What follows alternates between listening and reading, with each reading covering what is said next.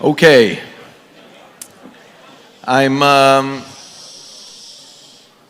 It's okay. If I can't get them quiet, then I don't deserve for them to listen. I have one job. I'm not one for long speeches. It's always a good sign when nobody gets your first joke. Happy someone got that one, though.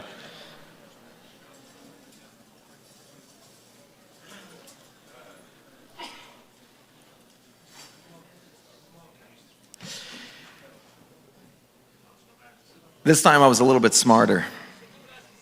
Last time I was at Kesher Nafshi, I spoke on Sunday in the closing note, and I told to one of these sessions that we were having that I prepared on the way driving in. I was preparing last time. It was about a Thursday, I think. And I was driving in, and I prepared something. I was very calm. It was a great speech. It's fantastic. It was good jokes, good stories. It's a good part. It was fantastic. And I got up, and I looked down at my speech, and I realized that it was great. It was a killer, but I had to lay down a monster because I wrote the speech on Thursday, and then the following 2 days I spent at a Kesher Nafshi Shabbos, and by the time Sunday rolled around for me to give the speech, I realized I'm not the person who wrote that speech. The Yossi Bensoussan of Thursday wrote that speech, and the Yossi Bensoussan of Sunday morning after experiencing Kesher Nafshi was a completely different human being, and I had no right to give a speech that wasn't mine. So this year, I decided not to prepare. Yeah, immediately regretting that. No.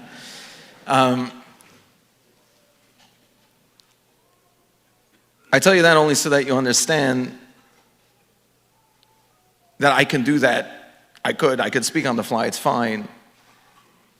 My hesitation is not because of that.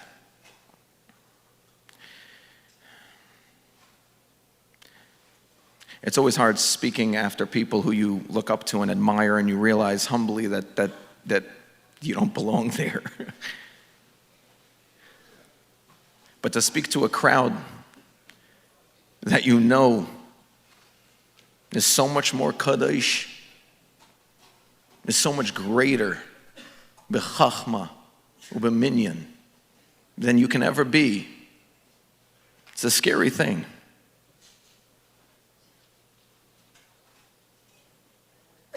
So I'm not going to tell you about me. I'm going to tell you a little bit about some other things. My mother used to lie to us a lot. I say that with love. My mother used to lie to us. She used to come back from PTA, and she would walk in. I would look at my father's face, and I could tell my teachers told the truth.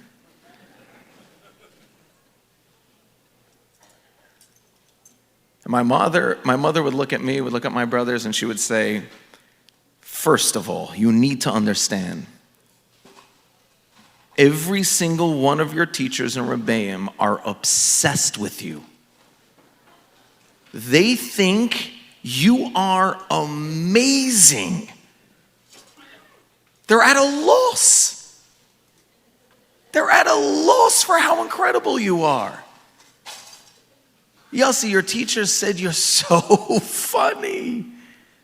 The jokes you say when she's trying to teach are amazing. She goes home and she tells it to her husband and her therapist and her... It's incredible.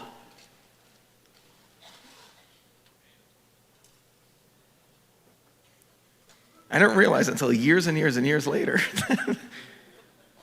that she was, when I started giving classes, that wasn't true. And I mentioned it to one of my brothers, and we were talking about it. And he said, Yossi, you need to understand something very important. Mommy never lied to you. It's not true. That is what she heard. When the teacher would say all the things they would say, Mommy would sit there smiling and say, I know.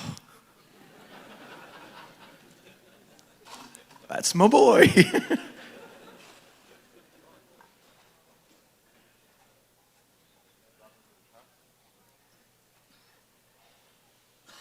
I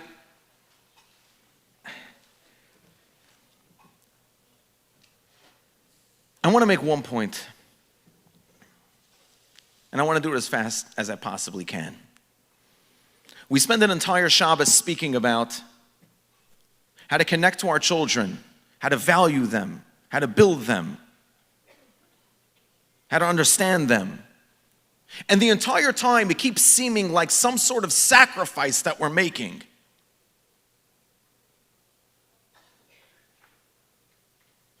But it's not. The things we do in order to connect to our children are there for us as well. And we need to take that seriously. When we have these ideas and these concepts, and this isn't just about our children, it's about our lives, it's about our spouses, it's about our jobs. We said a line in the first session. This one goes out to someone out there, she knows who she is. If you're not happy with the cup of coffee, you're not going to be happy with the yacht either. You have to be happy with what it is that you have, but what does that mean, sameach bechelko? What does that mean to be happy with what you have? It means to value it as plan A. Having a child that is struggling is not a plan B situation. Having a family that has difficulty is not plan B.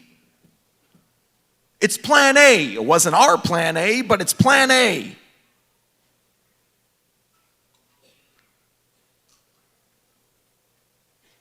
We need to value what we have while we have it. The kishronot of some of these children are so high and so great.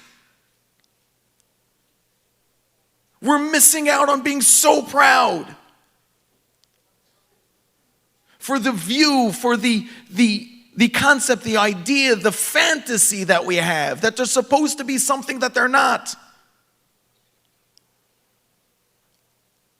I unfortunately had to sit at a shiva house once.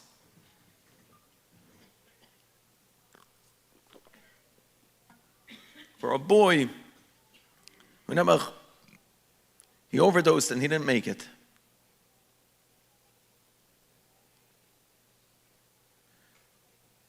And I was always on the phone with the father beforehand. He would always call me. I always told him, please call me to tell it to me. Before you say it to wife, before you say it to the other kids, before you say it to your son, just say it to me first. So he would call me first to tell me the newest escapade of his son. And there would be no pleasantries. I'd look down, I'd see his name on my phone, I'd answer, pink hair? Did he need to have pink hair? I would always say the same joke. I'm like, I got a new phone, I'm sorry, who is this? What happened? Is he okay? Whoever it is. Pink hair he needed. Another piercing, that's what this one needed. He's doing it to get me. I'm not downplaying the struggle of the father. But this continued and continued. And unfortunately, the Rabbi Shalom took the boy back. And I'm sitting in the shiva house. And the father was talking to one of the Rabbanim that were there. And he was crying. And he said, he said to the rabbi, through hysterical tears, do you know what I would give? Do you know what I would give to see that boy walk through that door one more time? What I would give. I didn't say it then, and I felt embarrassed thinking about this, but I couldn't help myself. I thought to myself, which boy? Which boy do you want to walk through that door right now? The yeshiva bacher you wanted him to be? The kid in a hat and jacket, that's who you want to walk through that door? Because you don't know that kid. That kid never existed. Would that make you feel better? If I dressed someone who looked like him up in yeshivish garb and have him walk through that front door, is that what's going to make you feel good right now? When you say, I will give anything to see him walk through that front door right now, who are you picturing in your mind? You're picturing a kid with a bunch of face piercings and a shock of pink hair.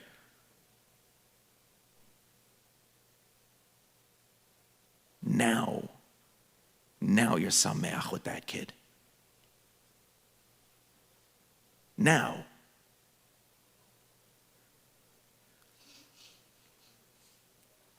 We live so far into the future that we forget to live.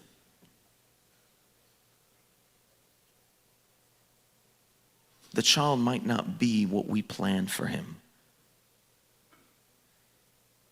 but he is what we need in our life. He's what we needed.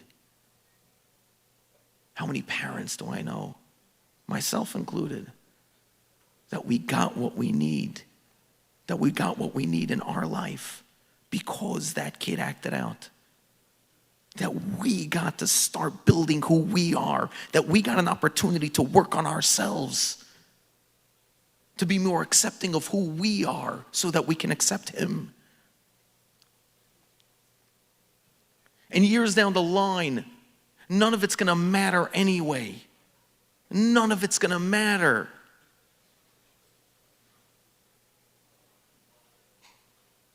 Years down the line, when this child is doing amazing, and he's great, and he's like, all we're going to have wanted was to say, I wish I wasn't upset back then. I wish I would have enjoyed him back then if I would have known. So for 1 second, I'm going to be Baba Bensoussan. I'm a Makobel now. They're going to be fine. They're going to do amazing. How do you want to act now to them? How do we want to treat these kids now?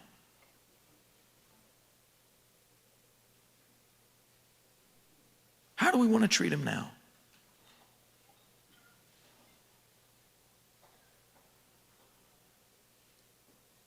You know, I probably shouldn't say it, but let's do it anyway. I have this pet peeve. Everybody has this Rabbi Trank book. And Shirley Bassett did an unbelievable job on the book, and it's amazing. And everyone's running around yelling how it's the handbook for Mechanchim. And every Mechanach should read this book, and every parent should read this book, and everybody needs to know how to truly love them. And it gets me so angry, I can't begin to tell you. Because I was there. My friends were in Adelphia. I visited Adelphia as a kid all the time. I saw it. None of you were a fan back then.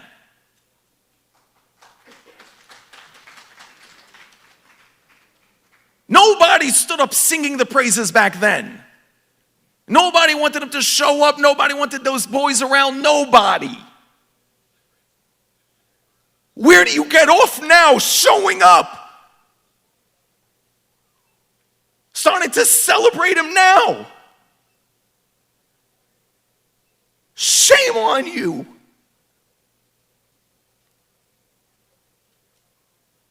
A year before his patira, you wouldn't have said that. He had to be ashamed by everybody. To be a second-rate yeshiva, to be a second-rate place. And now he's the greatest mechanech to ever live. And how much bigger of an effect could Rabbi Schrenk have had if we would have celebrated him then? If we would have valued it then? If we would have put it out into the world then? How much bigger? How many korbanos did we have to have for everyone to start waking up?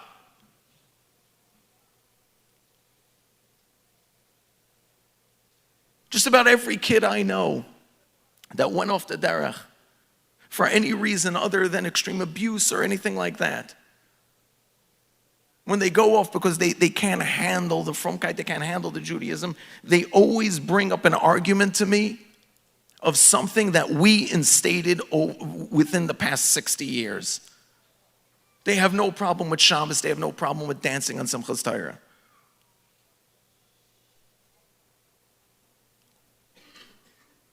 They rarely even have a problem with davening initially. It's the things that we decided to institute and now have become our communities.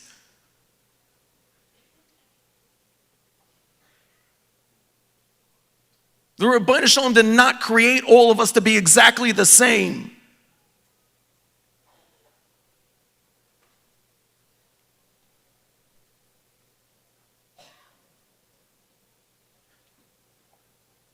And after 120,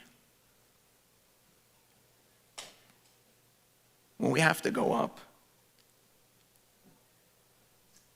we're not going to necessarily be called to task on so many things. But the things that the Rebbeinu Shalom entrusted us with so well and so much,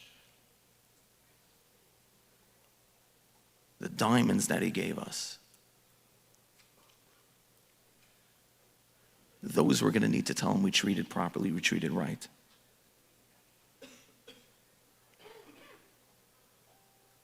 I want to end with one story and one message. I'm going to do the message first. We spent this whole Shabbos speaking so much about how to accept and how to love.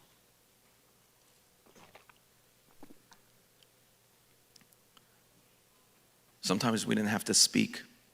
All we had to do was look. When you see Rabbi Kalish meet a complete stranger who's a Yid, and you see that light on his face, you understand what Aaron HaKohen was talking about when he saw Moshe Rabbeinu come down.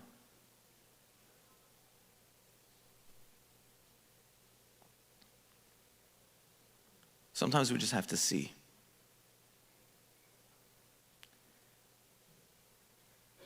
The message that I feel that we're lacking, though,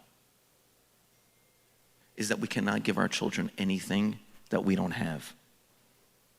The example I love is, I ask my kids this all the time. I say,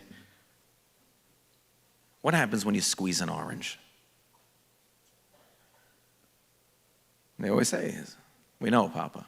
I'm like, I know, just tell it to me. I'm preparing here. What happens when you squeeze an orange? Like orange juice comes out.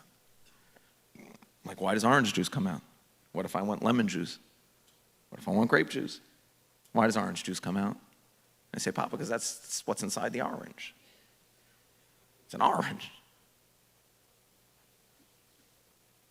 When we get squeezed, the only thing that can come out from us is what's inside of us. And if that's frustration and anger and anxiety and worry and fear, then that's what comes out. If it's denial and pain, judgment, then that's what's going to come out. But if we fill ourselves up with love, acceptance, appreciation, and respect, then that's what comes out.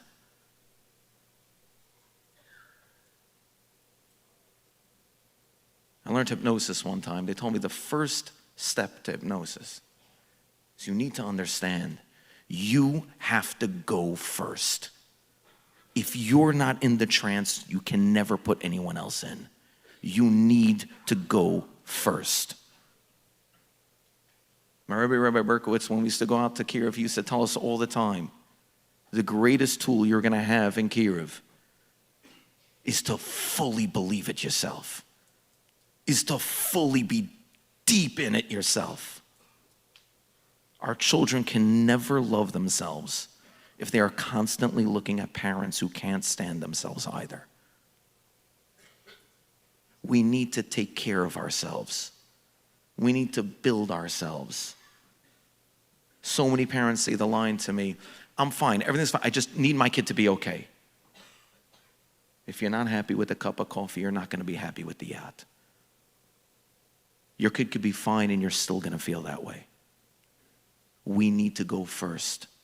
We need to be okay first. We need to be happy first. We need to be full of love first. We need to be connected to the Rabbeinu Shalom and have Emunah first. We need to go first, and then our kids can follow.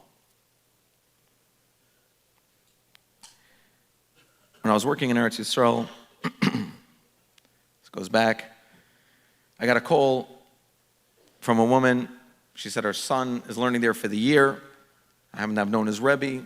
He gave her my number. She said, can you please, work with him? She came from a very, very, very Hasidic background.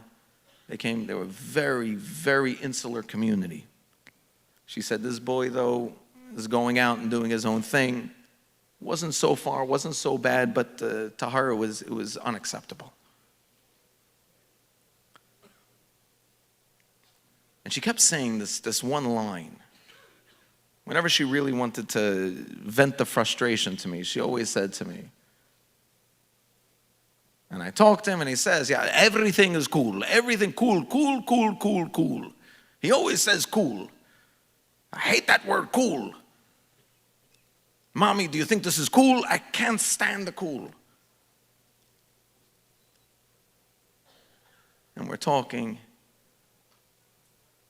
And she told me he's very into the way he dresses. And it broke her the way this kid would dress.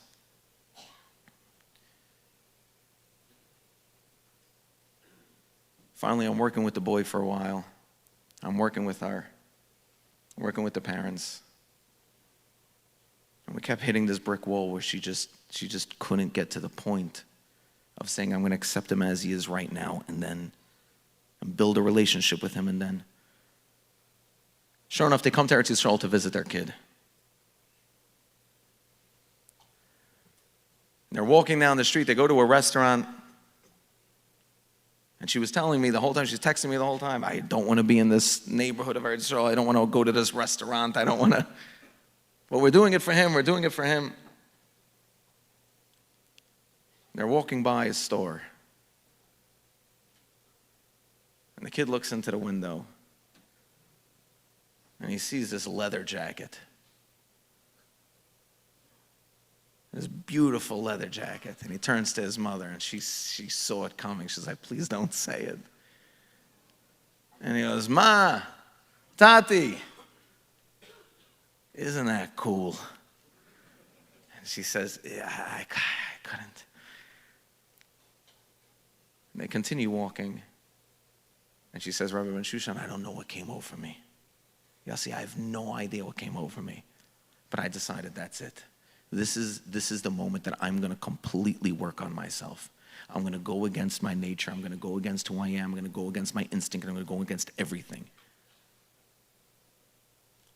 She told her son, she told her husband, I actually forgot something in the restaurant. Go to the car and pick me up outside. She goes into the store and she buys the jacket. They bring him back to yeshiva. They were going back to the airport afterwards. They bring him back to yeshiva. She hands him the bag with the jacket in it.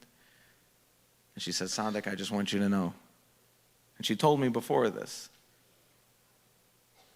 She said, when I was in Geula without him, I saw all these things I wanted to buy for him. There was a Tehillim there, and there was a set of Svarim, and I was going to put his name on it. I said, please, don't. And the whole time she was there, she's like, but I want to buy him something. And I said to her, so buy him something. That's not for him. That's for you. Buy him something. And she said, that was in my head. And Mamash, one day we were walking by, I was like, that's it, I'm going to do this. She said he took it, he shrugged. He went inside. He hugged, said goodbye. She left. Now, by the way, I could sit down right now, and if you don't get why, that's a killer story. I'm sorry. This one happens to have a happy ending.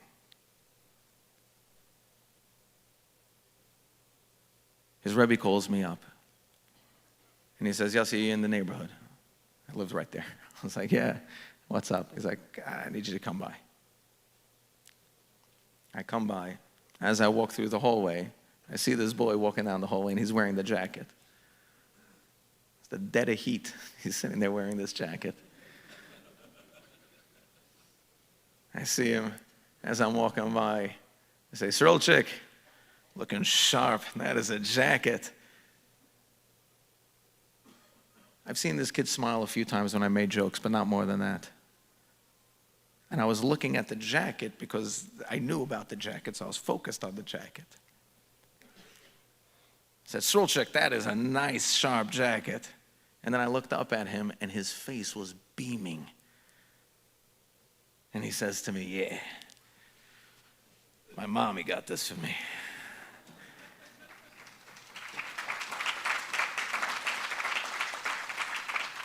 And I said, I tried not to cry. I said, Srolchik, don't tell any of the girls in town that. It's not the best. You're doing good, though.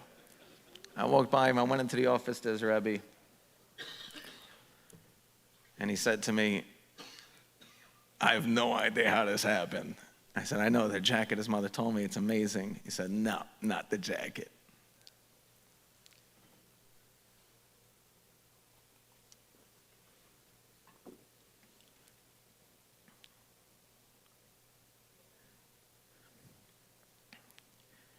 He said, not the jacket.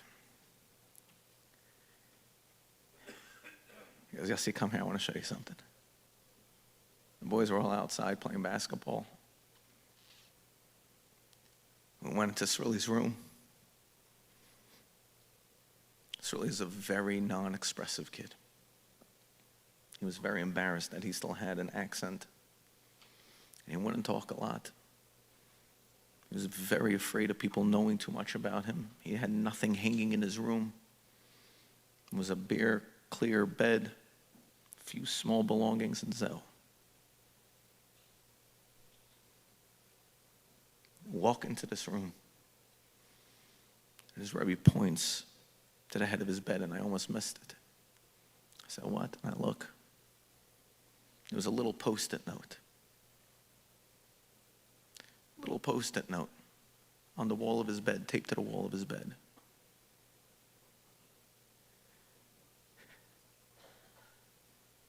I said, read the note. I bent over and I looked at the note. And I know the notes that this mother wrote to her child before this. Here's a set of Tehillim. I hope you use it well. Here's a picture of the Rebbe. I hope he inspires you. This note read a little different. It was much shorter than the Megillah she normally wrote to him. It said a few short words.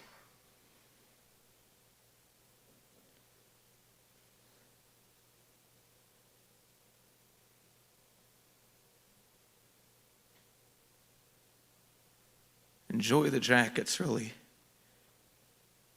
because you're the coolest kid I know.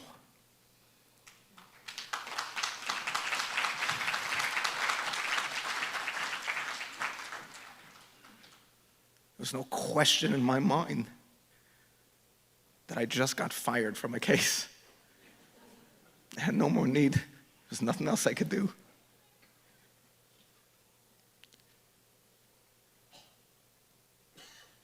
The beautiful part is that when I spoke to the mother afterwards, I said to her, and I want you to be honest with me. How amazing did it feel to give him that jacket? And she said, Yossi, it was the most liberating moment of my whole life. Because I let go of trying to control every aspect of this. And I just loved him.